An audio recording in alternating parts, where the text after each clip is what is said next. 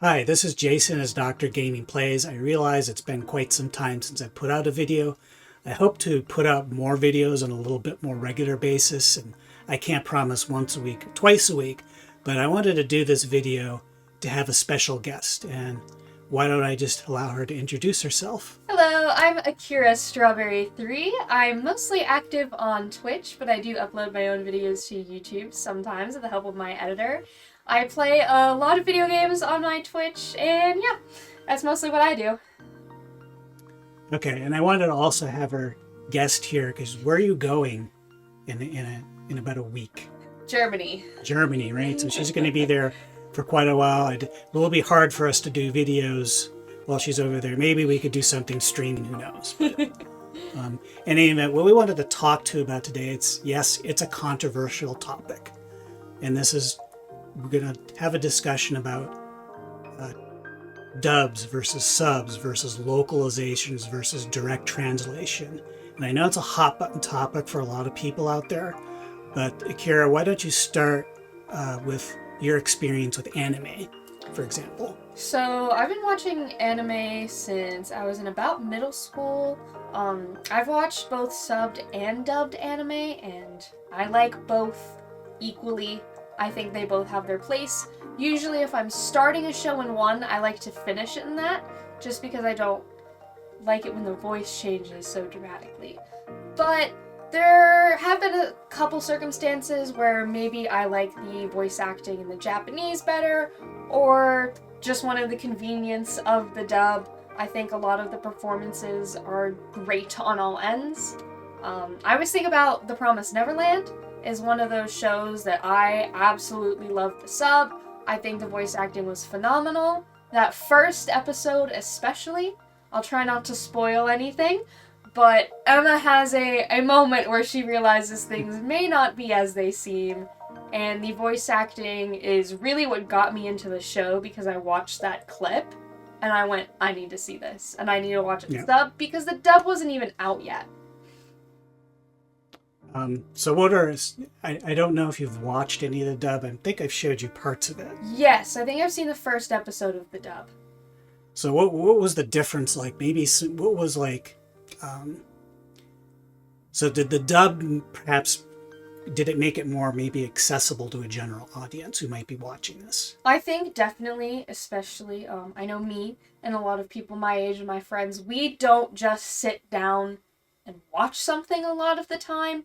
We're almost always doing something while we're watching it. So dub is very accessible because you're kind of able to watch and follow along without having to stare at the screen the entire time reading the text. Right, but what was like a big difference that you found between the two? I remember you telling me this because you were always telling me, Dad, don't watch the dub, watch the subtitled. Don't just wait. And of course, like with a lot of things, but even a few years ago, it was always like, oh, I need to have a dub. I don't want to listen to the subtitles or anything like that. So I watched a dub, but you had pointed something out, something major that I was probably missing out on. Not that the English performance was bad. It was quite good. It was quite high quality, and I've met a few of those voice actors at conventions. But what was the big thing I was missing out on? I'm trying to remember because it's been so long. I know the show immediately hooked me, and I went, you need to watch this show, it's so good. And the dub wasn't out yet. I don't even think it had a scheduled release yet. But that first episode, I'm trying to avoid spoiling the show. That's the difficult part. But spoilers for the first episode of The Promised Neverland. When Emma and Norman are running back from what they just saw with Connie, Emma completely falls apart. Her entire worldview has been shattered, and she lets out one of the most gut-wrenching screams I have ever heard through a TV show of just pure agony and terror. And I just feel like I didn't get that as much in the dub. It's kind of that realization that this is terrible. Right. The voice acting in the dub really put you in the shoes of the characters where you're listening to this scream and it makes you like stop because it was just so like real. I think you meant the subtitled, but Yeah, the subtitled, subbed, yeah. So I went back and listened to that part of it, and that's definitely a big observation right there. Again, not to saying that the English dub or the performance was bad, but I think No, it was a good performance. it was a good performance. The scream was different, and that's not necessarily a bad thing, because everyone for acting, you have different interpretations of the character. Every single performance of a character is going to be different, and that's good because each person is bringing something different. I think one thing, and you had mentioned this to me, and then I picked up on it too. It's also the fact that in anime like that, the characters are children. Mm-hmm. So, I felt when I went back to watch a little bit of the subtitle version that maybe, to me, the voice acting from the Japanese voices felt like it was a little more authentic to the fact that the characters are actually children. Yes, they're like 12. Right. Sometimes I feel like that can be very difficult to be like, I'm a 30-year-old adult. What do you mean I'm supposed to sound like a 12-year-old child? It's very hard to do. Right.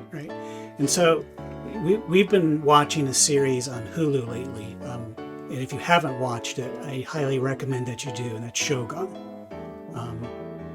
So why don't you have some thoughts about that experience? I mean, it's a great show. Well, it is a great show. Right. It's a great show.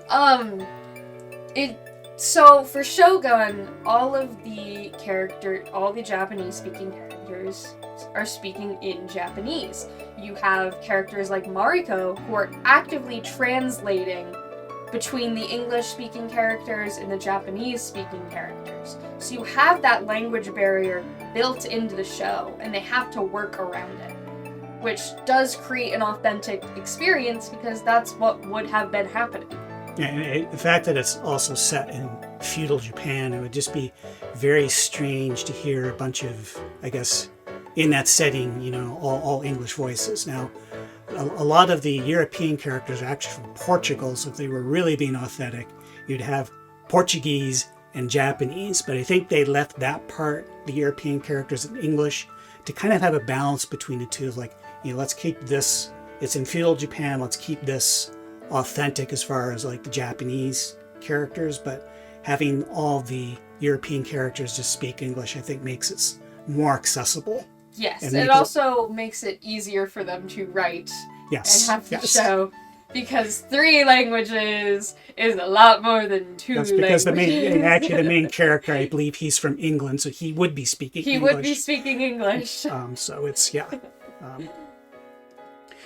and so, from my from the video game standpoint, I mean, I know there's been a lot of discussions on this, through other videos.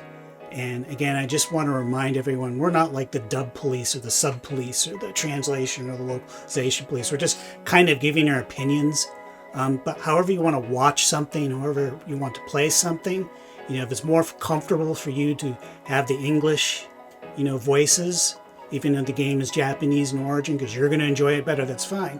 The other is true too. If you feel it's a more authentic experience to you to have the Japanese voices, that's also good too. So some of the games, we're fortunate, I think, in terms of we get a lot more, I think, because I remember what it was like back in the 90s when I have one of those games playing behind me here. Lunar from Working Designs did the translation. And of course, back in the 90s, back in the day, I thought this was just absolutely wonderful because we didn't get a lot of those games, and if it weren't for a company like Working Designs, we wouldn't have gotten this game. At least I think they did the Sega CD version too. I'm not sure, but we may have not have gotten this game here at all. So to me, it was great because you got this anime intro, anime characters, stuff I love, and of course, did I know what Working Designs did with the translation back then? No, absolutely not. Because we didn't have the 4 kids entertainment experience. Yes. Although I was in my when did this game come out? So I would have been in my late 20s by then. But in any event, you know, a lot of people have, I didn't know people at the time had complained about how the localization was done. I think, and that's what I think gets confusing sometimes, is that there's sometimes people that want like a literal translation of something. I'm a little guilty, as I want it to be as exact to the original as you could possibly get. Now, there is definitely going to be some differences because of how language works, but I do appreciate when they try to put in the effort to have it as close to the original as possible. And again, since I don't know Japanese very well, I don't, and certainly in any localization project, you know, the big one I can think of is like Legend of Heroes Trail series. There is so much dialogue. I mean, I can't remember which of the games would like has almost as much dialogue in it as much as like all the Harry Potter books put together. Gosh. That's just a huge and staggering amount of work. So, you know, I can't be certain myself, and maybe you can tell me in the comments below, but I'm hoping that, you know, we're trying to get maybe more of a balance between the two of translations versus having some localizations, just so it makes sense and, you know, it's more approachable. I think especially for anime as well, there is something to be said of like, I can speak as someone with severe dyslexia. Reading the subtitles is not necessarily an option for everyone. There are plenty of people with visual impairments, dyslexia, difficulty reading, where dub is going to be the way or the only way to enjoy these shows. And in a lot of the video games too, especially if a lot of the dialogue is actually spoken. Yeah. That makes it certainly does make it more accessible. So, you know, I just like, I applaud the efforts of like what's done with the Trail series, because it's just so much dialogue and text. Final Fantasy, I mean, that's just so popular. It would just be you know, when they introduced voice acting in Final Fantasy X. I don't remember if 8 or 9 maybe had little snippets of voice acting. It's been a long time since I played those games. But when they introduced it to Final Fantasy X here, you only had the option to listen to the English dub, unless I'm completely wrong with it, but nearly all of the dialogue is spoken. And just that game just kind of like always has said to me, the next generation of playing these Japanese role-playing games is here. You know, this is it. I know that game has some of its flaws, including the infamous Titus laugh, which I'm not going to play for everybody. I know the Titus laugh. It was the Titus laugh, yes. But it would have just been very odd to have Final Fantasy VII Remake and Rebirth just have Japanese voices and not have the English dub. I think that just, you know, it's sometimes, again, it's also what we're used to. But I think, you know, we've had some other games come out in the last few years, and one of them is running, I guess the screen has gone to sleep. The PlayStation went to sleep. Oh well, I am not editing it out and restarting the PlayStation, but what I am going to bring up is Telluride. This is a really great game. I enjoy it a lot. And with this, when they started doing the Ryza series, they stepped up their game with the Atelier series, with the graphics and the presentation and everything. And I enjoyed it. This does have only Japanese voices, so this is a sub only. I think this would have been a game I would have liked to have had both in English voices and the Japanese voices, just to have that choice. Because just personally for me, I think I would have enjoyed it more, and maybe it would have possibly this game could have reached a wider audience had there been a dub. It's hard to say, because I know at the Atelier games they used to do the English dubs, and everybody who was playing it I guess they did a poll or something like that and saying, well, we just were listening to subtitles anyways, or having it subbed and just listening to the Japanese voices. So I guess that's another reason why they went in that direction. Yeah. But there are a few other games. There's actually a visual novel. I'll pull out here. You know, Witch on the Holy Night. And by the way, before you go to Germany, I've got to get this digitally on your Nintendo Switch, so you can listen to it or play it. Okay. Really, this was actually my first visual novel. I really enjoyed it. I don't think the original actually had any voice acting at all. I think this was added for this for the remake for the PlayStation 4 and the Switch. What I want this to have been, so you read it, so the text has all been localized into English. Would I have wanted to read this with English voices? I don't think so. I actually think for something like this, I prefer the Japanese voices and just reading the English text. Again, that does kind of create an accessibility issue maybe for some people. But don't worry that you can set the text speed to have this go slow. It doesn't have to go really, really, really fast. So that's when so I had been pretty much always someone who was like, oh, I need to have the dub. I just won't play it. And that was like one of the first games that I played where I was opening to, let's just try and play this. And it turned out I really enjoyed it. Rise, I really enjoyed it, even though it didn't have an English dub to it. So I'm a little conflicted, and maybe some of you out there can give me an opinion. Yakuza Like a Dragon has been sitting on my to-play pile for ages. But the fact, though, is that unlike something like the Persona games, which have that anime art style, and it's just like anime, things are done to mouth flaps as far as the voices goes.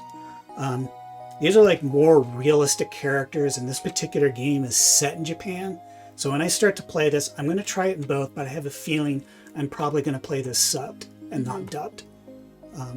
But that's just my take on it. I know for Baldur's Gate, I believe, I could be out of the loop on this. Last I heard, even for the sub versions for other countries that don't speak English, all the spoken dialogue is still like the original voice acting. There's so much in that game too. Absolutely. There's so much dialogue. There's so much happening, and it would be such an undertaking to translate all of that. As well as then the mouth flaps don't line up, the movement's different. That's a huge undertaking for that game. Especially in the games where they use like more motion capture rather than just illustration. Like mostly motion capture. So yeah, I suspected that was a case when I watched the credits. I think Spike Chunsoft did the Japanese localization for the text. But I can't imagine, if you watch the credits and they roll on forever, all those voice actors, those are some long credits. So, and sometimes there can be, Japanese-made games that are like that too, where it's just such an extensive amount of dialogue that's spoken is really, really expensive to hire an entire cast. You gotta find that many people as well. You gotta hire them all, find them all, work around so many schedules. Yeah. It just adds so much to it. So anyways, that's just kind of our thoughts about the whole thing. Both of us, I think we've, certainly in the last 2 or 3 years, I've come to enjoy both, not only just the English dub, but depending on the game, the Japanese voices as well. I've always been fine with both. My Twitch chat can attest to the sheer amount of Swedish pop music that I listen to without knowing a word of Swedish. I have a Swedish friend who recommended it to me. I don't speak a word of Swedish. Miss Lee, great artist. Love her music. Anyways, just to cap things off, again, however you want to play these games or watch your anime or TV shows, do what's comfortable for you. Do it that's going to make it the most enjoyable for you. Don't let somebody out there tell you you can only experience it in the authentic Japanese. I see that still online quite a bit, and I get kind of annoyed by that. I understand the sentiment. Yes, I understand the too, sentiment because, colonization, things like that. I think there's also room for art is meant to be enjoyed by people, and sometimes that translation makes it accessible. I go on an airplane to go to a different country, and I'm getting the safety in English and other languages because it needs to be accessible.